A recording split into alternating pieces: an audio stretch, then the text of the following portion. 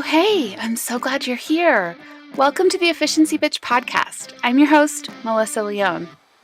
This podcast is dedicated to all the women out there who are aspiring to have a career while raising a family. And bitch? Well, that's more than a name and even an attitude. We use it as an acronym. It's for bank, inbox, time, connection, and harmony. Each episode is labeled according to the correct topic so that you can efficiently find the topic that you're looking for. I'm here to tell you, you can have your cake and eat it too. The trick is finding efficient ways to get through the have-tos so that you can make room for your best life. I can show you how. Let's get started. Hey, welcome to the Efficiency Bitch podcast. I'm your host, Melissa Leone. So today's episode is about inbox, and quite honestly, one of my very least favorite inboxes is mealtime. It always seems to be chaotic and confusing, and there's so many things happening at every one of the meals.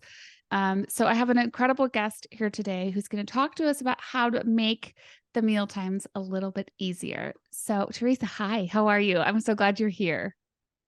Hi, I'm doing well. Thank you so much for having me on. Yeah.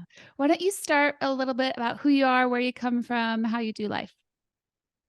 Sure. Well, I am born and raised Arizona native, and I'm hard pressed to leave. I actually come from a big family, so I'm one of five kids. So it was always crazy in my household. I'm married and I have three adorable Pomeranians, and I have been a chef for majority of my life, and I've always loved cooking. So that's what I'm super passionate about. That's awesome. Well, we don't have that in common. I don't like to cook. I don't like the whole process of food, quite honestly. It's always been really cumbersome for me. So I'm always looking for ways to simplify it, make it a little bit more enjoyable. And I think we'll kind of dig into some of those pieces today. So maybe start with a little bit about why you got into food. Tell me your story about like how you fell in love. Sure. It started when I was really little. I was very blessed that my mom, she loved cooking and she would let me come in the kitchen with her when I was tiny. I mean, I'd pull up a chair and be next to her cooking. So I know a lot of my love comes from that because I understand the aspect of cooking can be kind of a burden. It can be daunting. It can be this whole other dynamic. And for me, I associate the cooking with a lot of fond memories with my mom. And I just knew since I was little, that's what I wanted to do. I did programs in high school. I went to culinary school and I actually specialized in being a pastry chef at first. And as I've gotten older, I've fallen deeper in love with cooking over the pastry. So I like to do both, but I love cooking. Pastry is super detail oriented, and Mm-hmm. as you get older and your life grows and expands, you're like, okay, too many little details for this. So I love cooking because you can have a little bit more of like a fluid flow with that.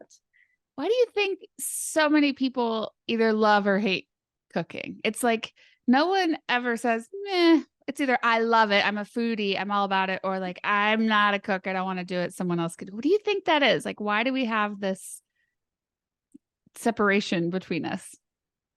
Yes. Most of the time, and I'm not saying all the time, most of the time, the folks that I talk to that are like, gosh, I just hate it. They're like, I don't know how to do it. I mess everything up. I'm Mm. so bad in the kitchen. I can't even boil water. I just never learned it growing up. And they're like, so for me, since I don't feel comfortable in the kitchen, it's something I just don't enjoy at all. I just don't want to do it. Mm-hmm. And then I noticed that a lot of times when folks say, oh my gosh, I absolutely love it, it's a point of creativity for them. Maybe it's something that they did when they were younger with their families. And so again, they kind of have those memories associated with it. And it's a release. So I can Yeah. see both sides for sure. Yeah, and there might be some truth in that. I don't like to be wrong. Well, I'm an accountant, right? I like black and white. I like numbers. I like things to balance, debits and credits, and cooking for me is always like, is that right? I don't know. And then trying to make it happen exactly the same way the next time. It doesn't always work out for me. So I think you hit the nail on the head there. It's maybe personality type, maybe history, maybe both. And growing Absolutely. up, my mom didn't cook. I grew up in the 90s where both of them were working. There were no cell phones. So how the hell they got anything done, I have no idea. But dinner was always something that was just kind of like on the fly, trying to just get it done. And I'm sure we had dinner time that was a little bit more organized than I was aware of as a kid, but I don't have a lot of memories of them cooking. Maybe I wasn't in the room when it happened or whatever. So I think part of it may just be the way that my family was done too, but it's interesting. Yeah, I think so too. So talk about like, so for me, food is just something that I have to put in my body. It's just fuel. I have to have it. I get a little crazy. I actually haven't eaten yet today. So you never know what you're going to get from me. It's 1:15 right now at time of this recording. So I may get hangry by the end of the episode. No one knows. With you. My husband is always like, Teresa, you need to eat. You get hangry. Yeah. Oh, I'm So with you, girl. So how does it become part of culture and language and art? I mean, it is really an emotional thing for many people. It is, yes. And, one thing that I do love so much about food is how diverse it is. I mean, there's so many different styles, so many different flavors. The culture is amazing. I mean, you just think about the different regions and the type of food that they had on hand and how they created these things and how it's constantly changing and evolving. Like I said, I find food to be extremely creative. So Mm-hmm. it brings out like that different little spark of creativity. And I think that that's probably the most interesting thing. I love watching all the different people come up with different renovations of the dishes. I think that is so awesome. So, I mean, when you kind of take aside and just say, okay, so the cooking part, I don't enjoy that, but you try to like dive into, well, this is so unique and I love these flavors and I love, kind of trying a little bit of this and finding that love for it. That kind of builds on the comfort of enjoying the time in the kitchen a little bit more. Yeah, for sure. I think the, the history of food and culinary in general is really fascinating. So when I was writing my book, there's a part of Efficiency Bitch where I talk about feminism and how things have shifted, particularly in the United States over the last 100 years was kind of where I focused. And one thing that kept coming up was food and the way women in particular managed food, not just that they were the primary ones preparing the food, but going back to before they had refrigerators, right? I mean, refrigerators are not that old. And there was just, you walked to the market, maybe rode a bicycle, and you got today's supplies or maybe breakfast supplies today, because then it would perish. There was no preservatives, there was no refrigerator to keep it. And then it evolved with the ice box, and they could put a little bit in an ice box and preserve maybe yesterday's leftovers. And those were full-time jobs, because can you imagine like having to go to the grocery store for fresh ingredients every day forever, full-time jobs. And then the invention of the refrigerator shows up, and not only the invention, but the cost effectiveness where it was in most families, right? Because the refrigerator showed up, but it was a while before everybody had one. The marketing efforts that kicked in for women in particular about all the stuff you should have at your home and all the options you should be creating. And now your meals shouldn't just be this, they should be this, right? They should have all these different sides to it. So one, the history of it is so interesting to me, and the marketing efforts that come with it from large food distributors is also something I often tell people, that I think the idea of a sit-down dinner is a great idea in theory, but I also think it's a tremendous marketing effort to force Can be ever everybody. so, yes, and overwhelming, right? Yeah. And it's like, here, make all this food, and then it gets thrown away, or some of it gets thrown away. Some people are really good at leftovers. Some people hate them. I have two kids that hate leftovers. They won't touch them. Fortunately, my husband will, so we're good. We're good with that. But it's an interesting thing to look at about the way it's kind of represented in the United States. And if you go back to other cultures, I mean, Italy comes to mind instantly when people think about big families and food, and Greece. Food is a central part of their love language for a lot of people. Do you have any tips for those of us who maybe don't see food as anything more than fueling our bodies? Yes, absolutely. And honestly, I have to, as a chef, I have to be completely honest with you. I do this in my day to day.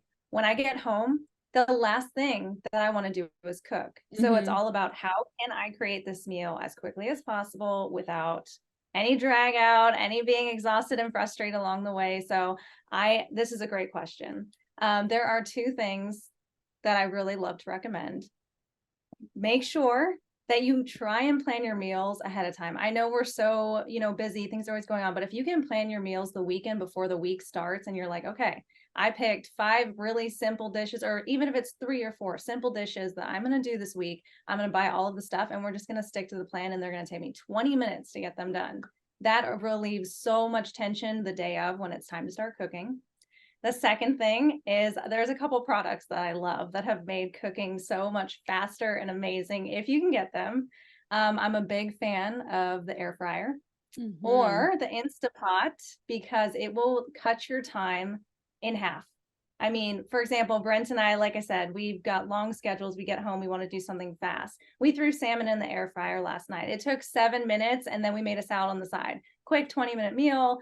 Then you don't feel like it's such a chore. You're just getting it done. You're getting nourished. You're getting what you need and you can move on with your life. So Hmm. those are a couple things that I like to do. And planning ahead of time is huge. Yeah, I agree completely. I learned this tip many years ago. I wish I could remember who taught it to me, but to shop my pantry first, because I will do this a lot. I'll have stuff because of preservatives in refrigerators, have stuff that I haven't used, and I'll forget. And so on Sundays, I will sit down and I'll be honest, my husband does most of this now, but many years ago, not that many, 2 years ago, I was the one doing all of it. I'd sit down and say, okay, what do we have? What do we need? I keep some things like in a stockpile in a separate freezer. I guess that's the benefit of having a hunter husband because we always seem to have extra stuff in the freezer. But shopping what I have at home has always been really, really important to me to save money and time and effort. Sometimes you have 3 meals, you don't even realize it in your pantry and can put that together. But if you try to find it when you're hungry on a Wednesday night, chances are good you're just going to end up in the drive-through, and that's no good for anybody, right? And then I I really like the meal subscription boxes and things like that, like HelloFresh. Those types of things have always worked really well for me. And I know you're doing some work like that with Sweet Moments. So maybe talk a little bit about like the evolution of how your business came to be and how you decided to help families learn to cook together. Yes, absolutely. Sweet Moments Company, my husband and I started that a few years back, and I've been a chef instructor for over 12 years, and that is probably the most rewarding aspect of my career, being able to connect with people and share some knowledge and see them kind of grow and develop. And so this was kind of a natural fit starting to do the virtual classes. Our neighborhood actually came to us and asked if we would do it because this was during COVID and no one was going out. And we're like, yeah, but let's step it up. Let's go to the grocery store for them. We'll portion everything out. So all they have to do is get on and have fun. They don't have to do the shopping. They don't have to do the portioning because that is half the battle. That's what takes all this time is getting it all prepared and procuring the ingredients. So we started doing that and we do the classes online with Zoom so they can ask questions along the way. They tear open the little packets that are sent to them, they dump it in, and it gives them such a successful and rewarding outcome. And you see so many people who have come on, they said, oh my gosh, I'm so bad at cooking. I don't like cooking, but this was wonderful. And it made everything so streamlined. I felt so successful in the kitchen. So that's what we love. That makes us so happy to hear. That's And awesome. so I'm a big fan of like meal kits and things like that. Yeah, that's great. So are you shipping just in Arizona or are you going shipping everywhere at this point? Yeah, anywhere in the United States we ship to. We've done some in Canada and we've had some like cookie decorating classes that we shipped all the way to the UK. So That's it's so been good. awesome. When I first found out about you, it was during COVID, and you were cooking some lemon ricotta cookies, I think. And we had a blast. And the food was delicious, and I made it, which is incredible. But we did it with the kids, and we really enjoyed it. So what you're doing is working, and I'm so glad that it's continued through COVID, and that's really great. Thank you so much. Yeah, that's awesome. All right, well, maybe share with the audience where people can find you, how they can connect, and how they can learn more about Sweet Moments Company. Yes, absolutely. We do have a website that you can visit, smcoaz.com. You can find us just Googling Sweet Moments Company. You'll learn a little bit more about us. We are on social media as well. So if you're a social media fan, you can find us on there. And if anyone ever needs anything, they ever want some tips and tricks for cooking, feel free to email me. I am more than happy to respond to that and give you some little pointers here and there. Super good. All right. Thank you. And thank you for listening today. Thanks for coming by. If you have been part of the Beehive for a while, I'm glad you came back. If you're brand new here, make sure you have subscribed so you don't miss next week's episode. Until then, I'm your host, Melissa Leon. See ya. Well, that wraps it up. Thank you so much for listening. If you're new around here, please be sure to leave us a review on any podcast platform you're listening to. And you can always reach out to me to let me know what topics you're interested in hearing about, or maybe telling me someone you think would be great for the show. Either way, I'd love to hear from you. You can find me on Facebook and Instagram at EfficiencyBee. Until next time, see ya!